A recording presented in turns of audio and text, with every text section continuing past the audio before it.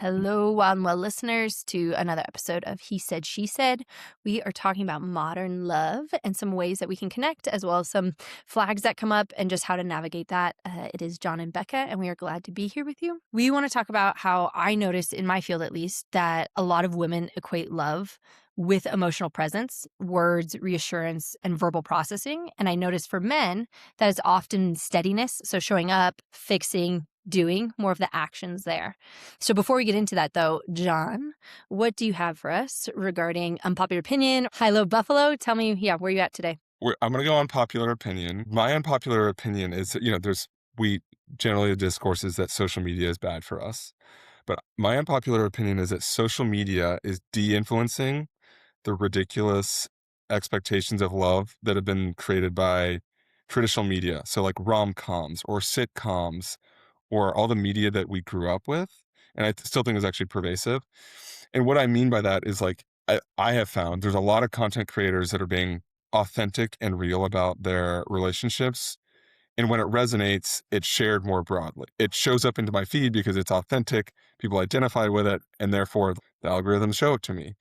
And so I've seen this be in the very different phases of love. It's been courting, it's been dating, marriage, having kids. It's all been oversimplified and or fallen into tropes for decades in traditional media. Because it's like that's just how you set the stage. That's how you set the story in a movie quickly. And I find it relieving to have a bit of reality like reflected back in our media diet. I'm not taking crazy pills. I'm I don't need to be Prince Charming every day.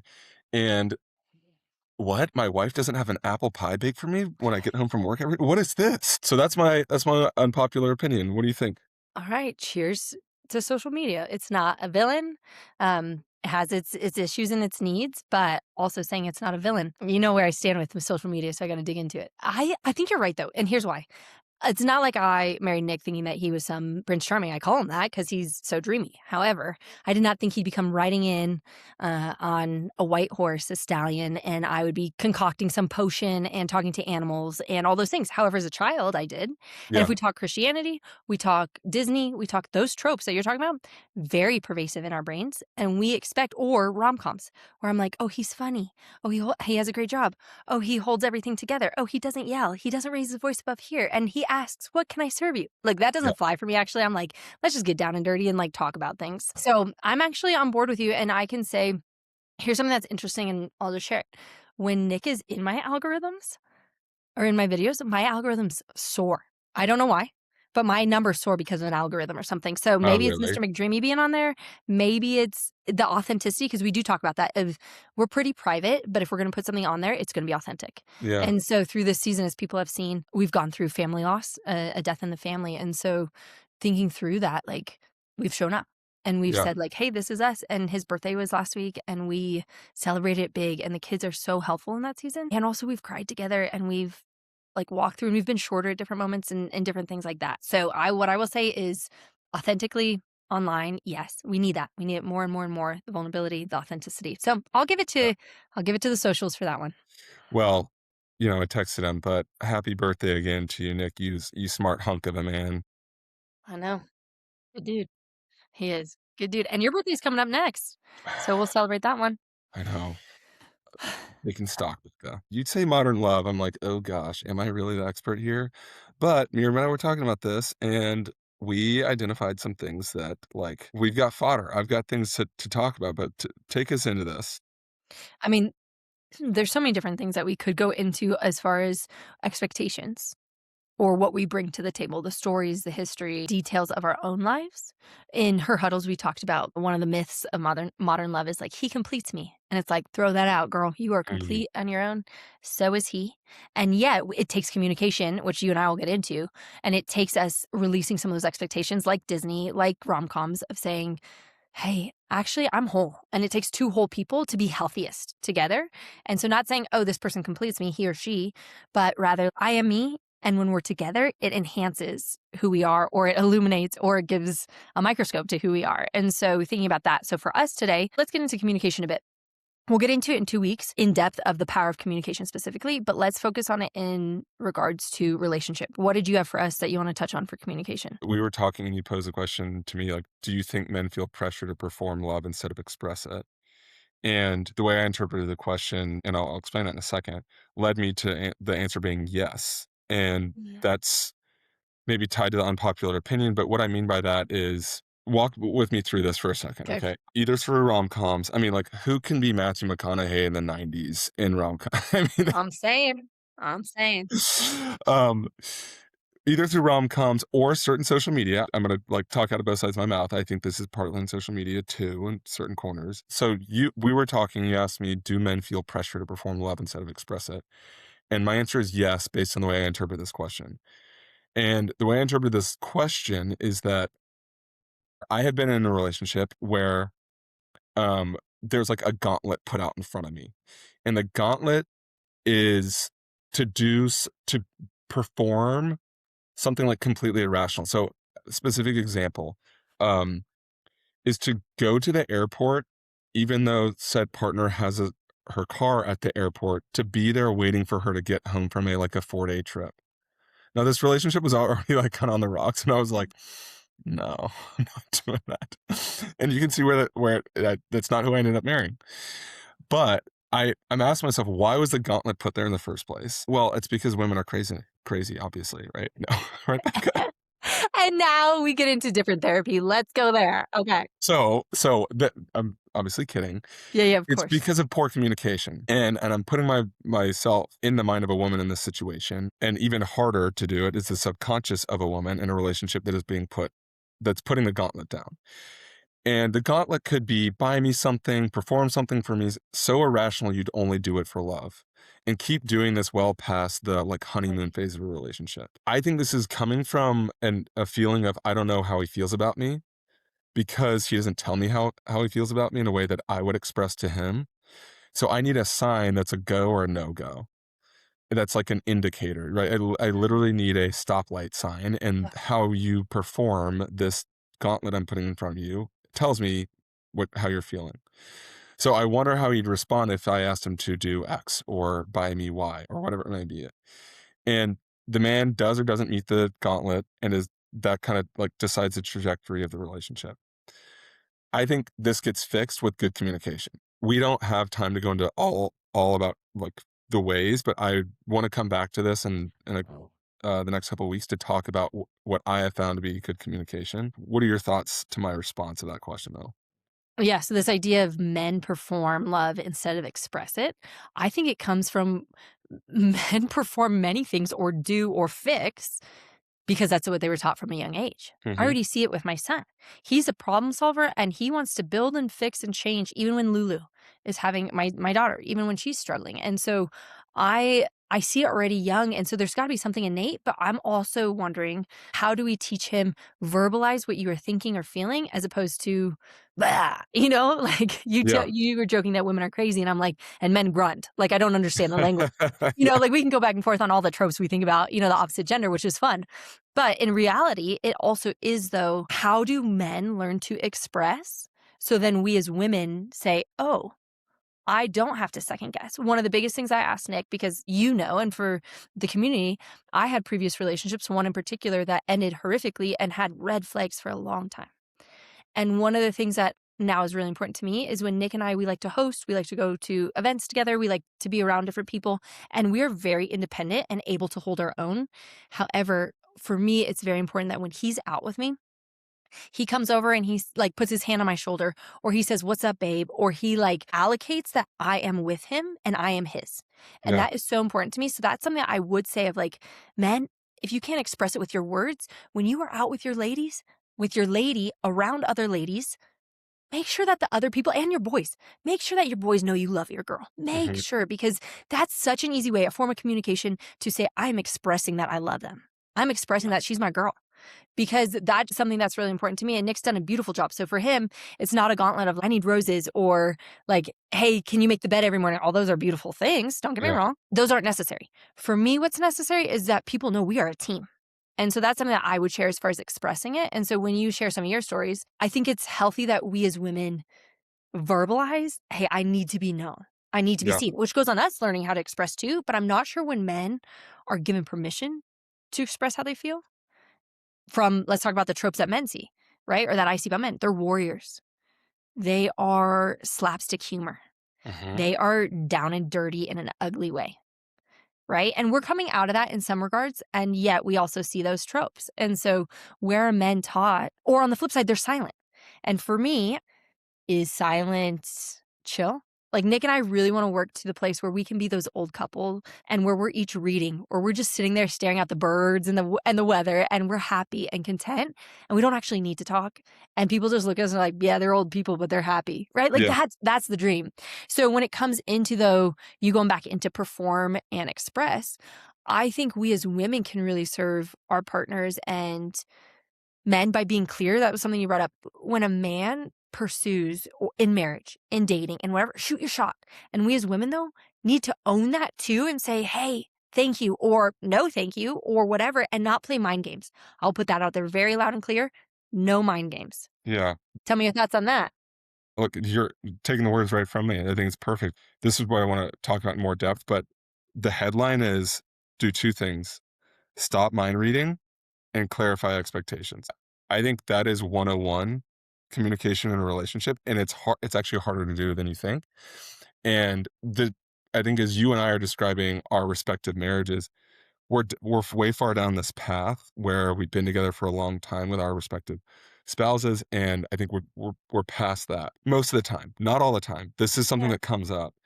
So when I'm talking about this like performative piece, I think that's a lot of that is like in courtship or like dating. Even in that phase, you can stop mind reading and clarify expectations, and that goes both ways. You're setting a cadence of communication and proper communication habits that set up the pretenses for a really rich and rewarding relationship that's healthy, that can continue to grow and evolve as people. And to be clear, I couldn't put a name on this practice. It's 2 things: stop mind reading and clarify expectations, till somewhat recently. That's my headline, and I'm excited to get, like, into more depth on that, Yeah. soon. And is that cross, or are you saying that that's one gender that you've experienced does it more than the other? You're just saying across the board communication, don't mind read, and then also clarify. Yeah, Or set expectations, clarify expectations. Because I think that that's something that Nick and I have grown a ton in as we've been together the longer we are, because it takes work and it's fun work, but it sometimes it's hard work, and not so fun. But like our marriage is really solid, and I will say that, and I will pray that protection over and over again because one of the things that we do is have check-ins. We have a weekly check-in. Sometimes we do it more regularly, sometimes we don't. But in it, we talk about some of these things, or we've set up, hey, I feel best loved, which means I need. yeah, I've asked him, we do not use the word nag in our household because I said there's a systemic loophole for men. Men are expected, and this is generalized, men are expected, they say it and we follow once. They say it once, it's done, followed. mm, Women ask twice, it's considered nagging, right? Like, so Nick and I say, hey, if I have something that's important to me, that means I'm saying I need this to be done. Maybe it's that I'm feeling overwhelmed. I need to be able to name that and do my own self reflection. Or maybe it's that I'm feeling alone in parenting or in our relationship. Or maybe it's that I'm exhausted. Whatever my reasons are, I need to share that. Or maybe I'm like revving and, hey, let's go on a date. I miss you or I want to have fun, right? Those are also important things for me to share back to my spouse and to yeah, my partner. And so I think that that communication is important. To your point, that I clarify, hey, Nick, this is what I need. And then mhm, also, though, that we say, hey, I'm not going to read your mind. And please don't read mine thinking that I'm nagging you or whatever it might be. We're going to just honor it and say, this is what Becca needs. Okay, great. How can I serve her? And then on the flip side, I don't know why Nick needs this. But okay. For example, he doesn't like clutter, which is great. Clutter doesn't bother me. So for us, so when we remodeled our kitchen, we decided to have closed doors that aren't see through. So no glass or yeah, whatever in our cabinets in our kitchen. Well, homeboy and my son now love Legos. And he's like, let's throw up some of these Legos. Let's get, a little display case. And I'm like, oh, remember when we talked about a really large project? And I said, hey, can I put all my quote unquote tchotchkes out that I love? I served you by saying, like, oh no, that doesn't feel like feng shui to you. Like, okay, great. It's a team effort. And now he's like, come on, it's so fun for our son and me and like all this. It's beautiful. This is a fun, lighthearted one. However, yeah, often though, if I would have harbored expectations that weren't unstated expectations yeah, and or read his mind, he cares about my son more. yeah, Oh, he only wants it. because it's his thing and not mine. And Mhm. instead I'm like, yes, this is funny, so I'm gonna call us out because we talked about this in depth. However, we laughed at it because we believe each other to be their best selves. Yeah. And so then I state those 2 things like, "Hey, I'm laughing at this because remember when we went through this? And also, I love you, and here's where I'm coming from, so I'm not gonna pretend to know what's happening. Can you tell me your response to this?" And asking, remaining curious, all those things. So, Yeah. brilliant. We need to get into communication more, and we will in 2 weeks. Like, that's the whole conversation. It's not just a touch point. What was coming up for you? I saw your face go. It's amazing that you guys are as intentional to set aside time within a week. For us, it's more informal, but probably would benefit from being, like, more, cadenced out. And I think one of the things that you touched on is, like, emotional safety there. Mm.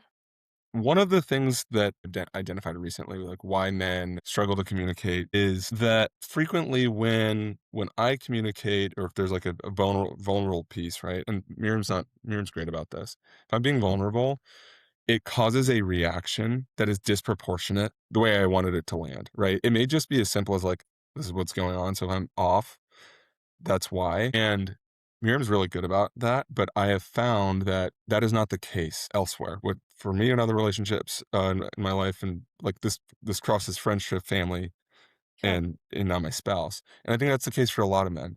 So to say, "Hey, I'm not having a great day," it's like, "Oh gosh, oh boy, everyone drop what we're doing. Let's figure out we're gonna like love bombs." Like, no, that's not what's needed. All you got to do is just like listen, and then we can move on. I'm saying this so that we're operating under the temperature in the room together, and that is a barrier to communication for men.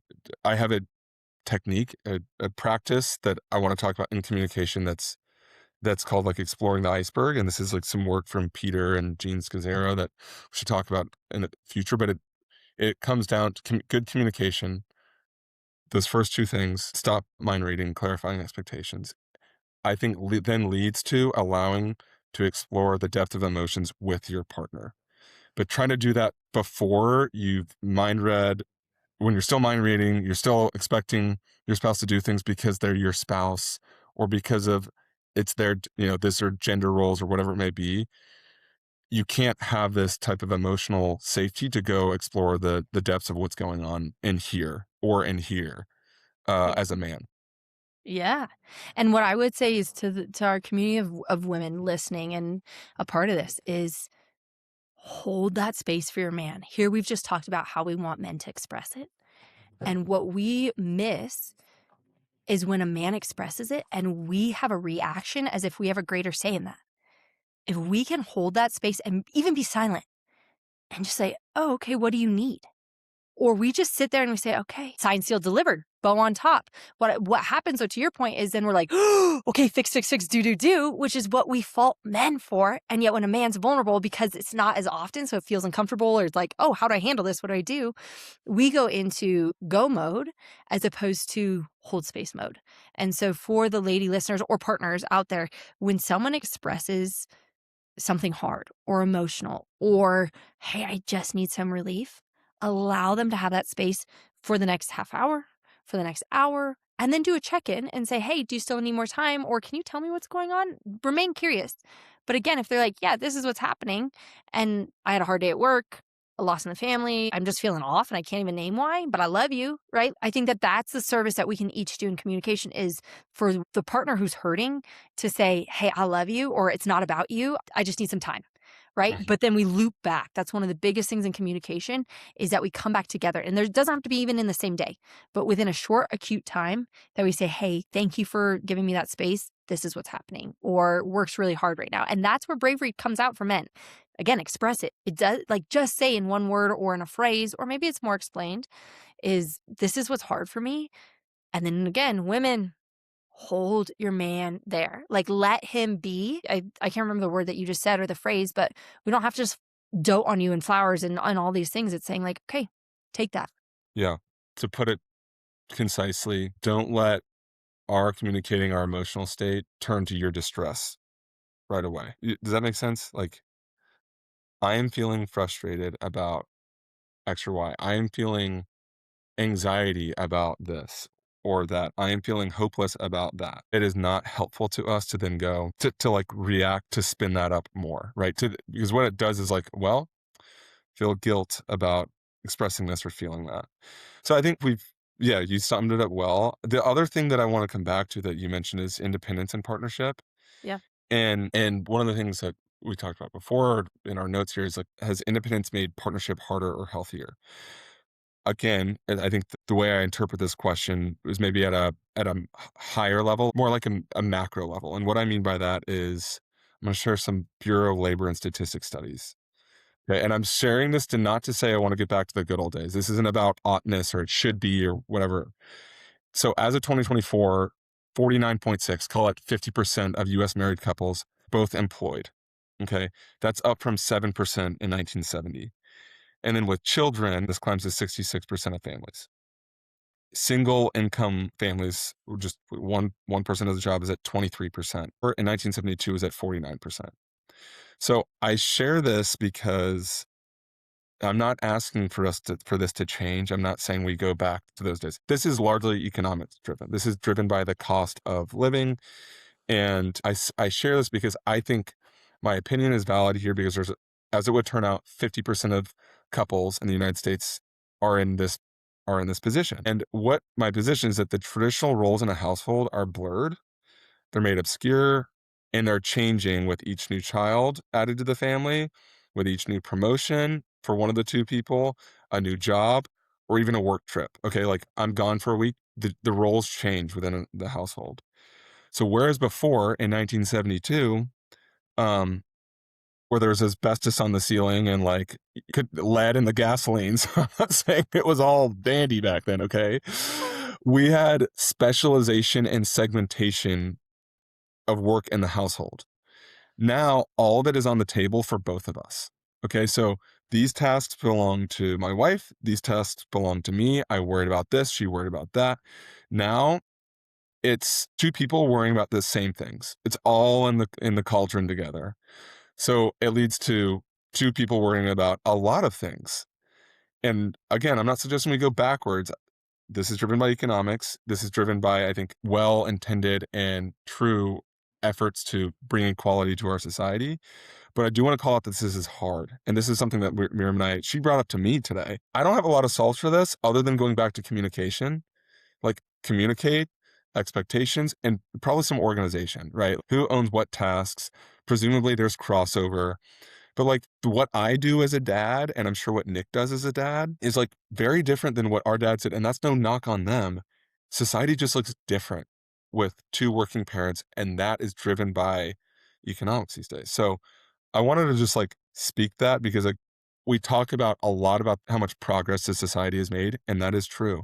Let's also be aware that this causes stress for both sides of the couple of a traditional I'm gonna call a heterosexual couple. Okay. I pose this to you, Becca. I don't have the solve other than communication, but if you have anything, first I want to hear your reaction to my hot take here. Yeah, I'm laughing because when we were about to deliver our firstborn, my dad was like, "Nick, I don't know if you need to be around for the initial part because guess what? Her mom and her aunt and her sister are gonna do everything anyways." And Nick's like, "Uh-huh, so how many days did you take off of work?" And he's like, "1." It's gonna look a little different. It's gonna look a little different. And that's no shade to my dad. That is what was of expectation. Yeah. He took 1 day off of work for the time that baby was born, when I was Hmm. born. Right? And then Nick took off more time than that, and that's a reality, and it's so funny. So there is progress. On the flip side, to your point, we have higher rates of anxiety than we ever had, and there's many reasons for that. One of this could be, though, a lack of roles and duties. We talk about this in the workplace. It is important to know what my role and responsibility is. I pull weight in many ways, and I cover for other people, and there's some Right. overlap, like we've said. However, I am more successful when I have a clear designed manual or Yeah. workplace, right? And so let's bring it into the home. When we talk about workplace and chores, it is helpful for us to say, hey, I'm going to handle packing lunches majority of the time. Sure, Hmm. when I'm exhausted, you can, or if I'm out of town for work or whatever it is, like, yes, let's play that. However, something that Nick has taken on that is such a gift to me. And let me tell you, since January 1st, 2026, our life is so much smoother because Nick does the dishes and he cleans the whole kitchen at the end of the night. He puts in Yeah. air pots while I get the kids wound down, or after the kids go to bed, he comes and does that. And that has been a game changer because I had that on my plate or he had that on his plate, but we never decided it. And then all of a sudden he's like, actually, I'm going to take this. So now Yeah. he gets to listen to whatever AirPod or he gets to listen to whatever song or podcast while he's cleaning. So he's in his own zone too. But what happens is I don't have to clean them the next morning or the next day or whenever, or he doesn't have to when he gets off of work the next day because it's just become this routine. And it is so helpful. So that's something where it's a micro thing, but it's made a macro difference in how we go to bed and what we Yeah. have for the next day and how we start our day. So to your point, I actually agree. And please hear me say it doesn't have to be the traditions of 1944 or No. 74 or even 1994, right? Like that looked different too, even when we were kids. And so thinking through that, that's where I think having the conversation to your point of what are my expectations or what are my needs even. So I don't like I didn't know it was a need for me to go to bed with a clean kitchen. Some people are Yeah. like, "Okay, we do this every night," and this is not new. However, pick something that is or start to reflect on something that, "Oh, it actually really benefits me when my partner makes lunches for my kids the next morning." I'm also really served when Nick makes me he's not a coffee drinker, however, he drinks, like, green drinks, healthy AG1s or whatever you wanna call it. Yeah. So he has that. It now really serves me when he makes me that. And so I'm like, "Oh, awesome." He loves coming home to a made bed, and so, like, that's just an easy rule that I've taken now of, like, I make the bed, I get up after he does anyway, so, like, but I make the bed. So we've started to get divvy up these roles, and guess what? There's 0 weight now and expectation and even mind space and energy for me to say, "Oh, is he gonna handle it or am I? Is he gonna handle it?" And that is a relief on the Yeah. body, on the system. So I'm not holding all those weights. So what I would say is what you're saying makes sense because we teach that to our kids, we do it in the workplace, so why not bring it back into the home? Again, not of gender role specific, but of what roles are you gonna take and what roles am I gonna take? And it goes back into communication, like you said, where we get to sit and say, for this podcast, John, what roles you want? All right, I'll take these ones, you take those ones. And then in the house, okay, Nick, what do you want? Miriam, which one do you want? And then I'll take the Yeah. other one. And we start to decide that out so then we have clarity to spend the mind space elsewhere or I get to hang or whatnot, or just live in a more functional house. And so I think that that's an excellent, like what you're bringing up. I'm like, let's dig into that in time to come. I love that you went into stats. Like those are important because numbers tell stories and we have to do our due diligence to say, what does that actually say for my life and for the community around me?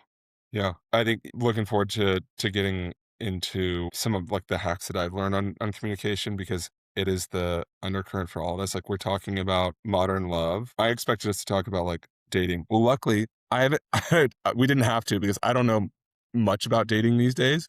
Yeah. This is really about how we manage Miriam and I manage to grow a relationship in the face of less quality time together, bigger challenges, more stresses, continue to evolve together. Yeah. And that's it, is the continuation to evolve together.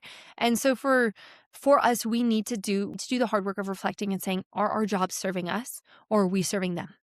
Yeah, Is our community supportive of us? We talk about families. We'll get into that next week too.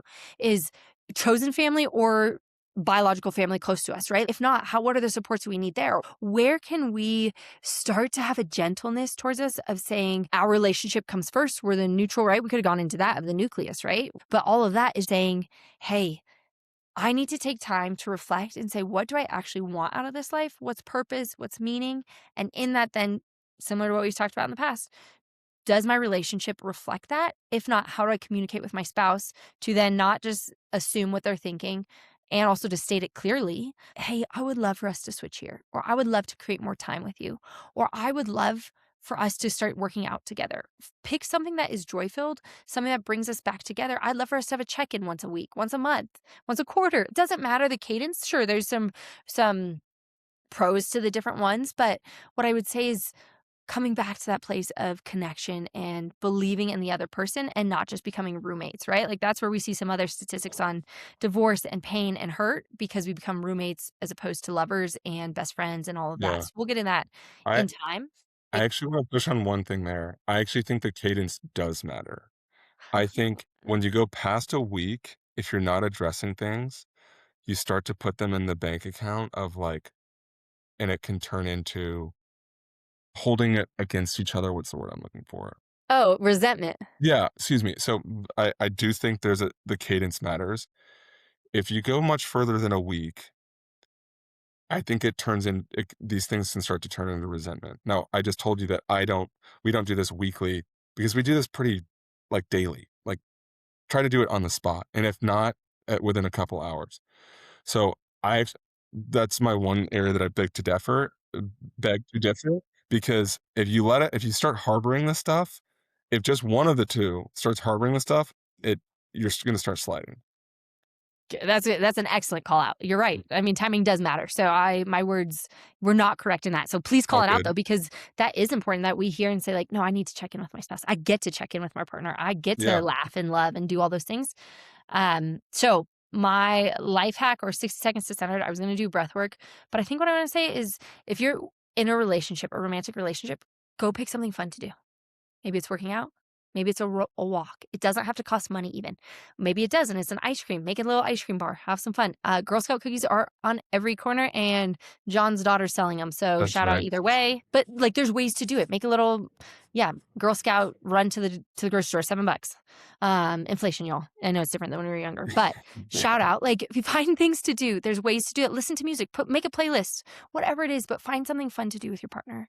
Find a way to connect, find a way to get back to each other and saying like, "Hey, let's do something that serves both of us, or let's do 2 things, one that serves you and then one that serves me," and figure that out. So 60 seconds to center this week is check in with your partner and do something fun in that. Just as a high, like overall, I want to do a high level review just to make sure, since we talked about some different things, communication matters. We'll get into that in depth. Stating what your need is of the expectation, then also not assuming what the other person is thinking. No mind reading. Connect with other people, connect with each other, around other people, or, behind scenes. And then lastly is getting into that space of holding that for others, of acknowledging what the role is, and then decide some roles for your family and pick, what do I do? What do you do? How do we serve each other there? So those are a lot of different life hacks to get into, but yeah, choose love. Love wins. Anything else you have for us, Johnny? that's it for today. All right, y'all. Be All well. right. It's another episode of He Said, She Said. Girls rule, boys drool. That's true. No, but that's running around in my house right now.